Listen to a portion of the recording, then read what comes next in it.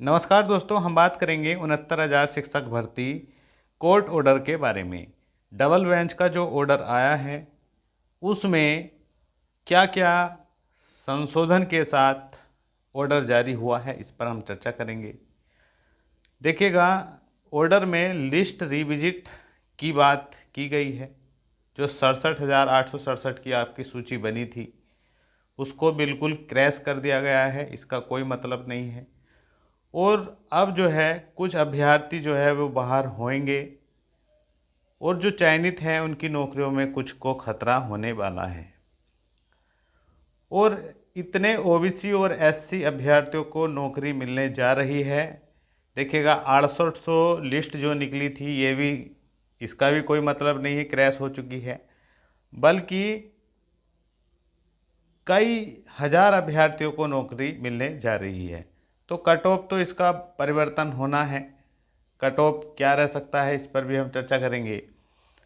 केवल 69,000 पर ही चयन होगा, इसलिए कोर्ट द्वारा ये भी कहा गया है कि जो अभ्यर्थी चयनित हैं, जॉब कर रहे हैं, वे जॉब करते रहेंगे इस सत्र तक।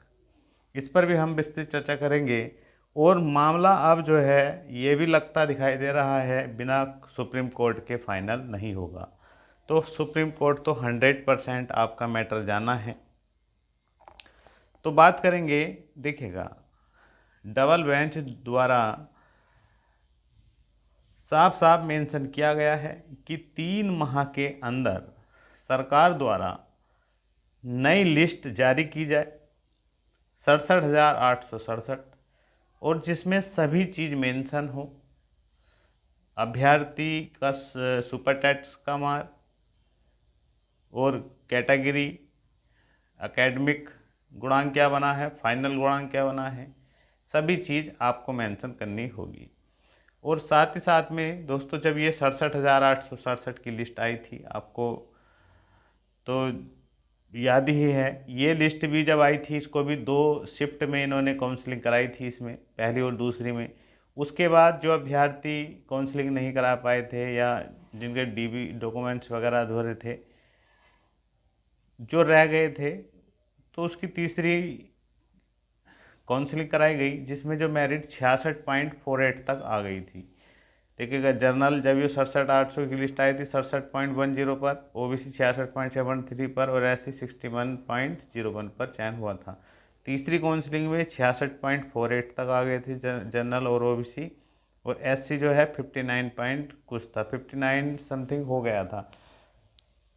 तो अब जो है, अब इसका कोई मतलब नहीं। अब जो है दोबारा से पूरी 69,000 पर ही, देखिएगा 69,000 पर ही भर्ती होनी है। इससे ज़्यादा इसमें पद ऐड नहीं होंगे। तो ये तो है कि जो बाउंड्री पर हैं जनरल वाले, उनको खतरा होगा, तो बाहर होंगे ही होंगे। और दोस्तों, जो रिजर्वेशन एक्ट है 1994, इसके तहत जो भी ओबीसी और एससी कैंडिडेट जनरल की कट ऑफ की क्या है, इक्वल है, तो उनको ओवरलैप द्वारा जनरल में पहुंचा दिया जाएगा। और ओबीसी और एससी वालों की जो है वैकेंसी वहाँ पर खाली हो जाएगी अपनी कैटेगरी में। तो काफ़ी बड़ी संख्या में जो है ओबीसी एससी को सीट मिलने की संभावनाएं हैं। और जो बॉर्डर पर हैं ये जनरल वाले, ये बाहर हो सकते हैं, लेकिन मार्च 2025 तक ये कार्य करते रहेंगे। तो दोस्तों, अभी यहीं पर मामला नहीं हो जाता समाप्त। देखिएगा, जो भी अभ्यर्थी बाहर होते हैं ये भी सुप्रीम कोर्ट जाएंगे। हालांकि बाहर कोई नहीं होता, नौकरी मिल जाएगी इनको भी, किसी ना किसी सिस्टम से सरकार अंदर कर लेगी। लेकिन फिलहाल जो नए अभ्यर्थी बाहर बैठे हैं 3-4 साल से, उनको नौकरी मिलेगी कई हज़ार संख्या में। देखिएगा, ये बताना काफ़ी कठिन है कितने हज़ार अभ्यर्थियों को मिलेगी। देखिएगा, उसमें तो आरक्षण घोटाले में 19,000 समथिंग पद बताए जा रहे हैं। तो देखिएगा, ये तो जब रिविजिट लिस्ट होगी तभी होगा। लेकिन अब क्या हो सकता है, अब सरकार जो है ना, सरकार भी सुप्रीम कोर्ट जा सकती है, क्योंकि सरकार को बहुत बड़ा जो है झटका दिखाई देगा। क्योंकि लिस्ट जो है रिविजिट करना और कई हज़ार अभ्यर्थियों को नौकरी देना, तो कुछ ना कुछ तो हुआ है। जो 6800 लिस्ट थी ये 6800 की बाद में आई थी। ये अभ्यर्थी लगभग काफ़ी जो है इसमें आ जाएंगे और ज़्यादा भी आ सकते हैं। तो एससी और ओबीसी कट ऑफ पर क्या प्रभाव पड़ने वाला है? देखिए, कट ऑफ के बारे में बताना काफ़ी मुश्किल है, लेकिन ये तो स्पष्ट है कि जो है कट ऑफ आप देख सकते हैं, कट ऑफ यहाँ तक तो आ चुकी थी ना, यहाँ तक तो आ चुकी थी। लेकिन जब अभ्यर्थी ऊपर से जनरल से जो है ना, जनरल से यहाँ से बाहर होंगे, यहाँ से निकलेंगे अभ्यर्थी, ये कौन से निकलेंगे? ये जो अभ्यर्थी निकलेंगे इनके स्थान पर जो ओवरलैप द्वारा ओबीसी और एससी के जाएंगे, तो इनकी ओबीसी और एससी की सीटें क्या हो जाएंगी? यहाँ रिक्त हो जाएंगी। तो जो बाहर अभ्यर्थी हैं वे अपने अपनी कैटेगरी में चयनित हो जाएंगे। तो दोस्तों, कट ऑफ जो है ये मान कर चलें। देखिए, इतना आसान तो नहीं है बताना कट ऑफ, क्योंकि अभी कुछ भी आंकड़ा नहीं है, लेकिन मैं फिर भी कह सकता हूँ कि जितने भी हमारे ओबीसी वाले भाई बहन हैं, एससी वाले हैं, पे ध्यान देंगे तो ओबीसी में जो 64 प्लस हैं उनके पूरी संभावनाएं रहेंगी सिलेक्शन होने की, और एससी कैटेगरी में लगभग 58 प्लस वाले अंदर हो जाएंगे। देखिएगा, और जो भी है इस बार सबको न्याय देते हैं, सभी को न्याय मिलेगा। जो जो चयनित हैं उनको भी न्याय मिल सकता है। सुप्रीम कोर्ट तक मामला जाना ही जाना है।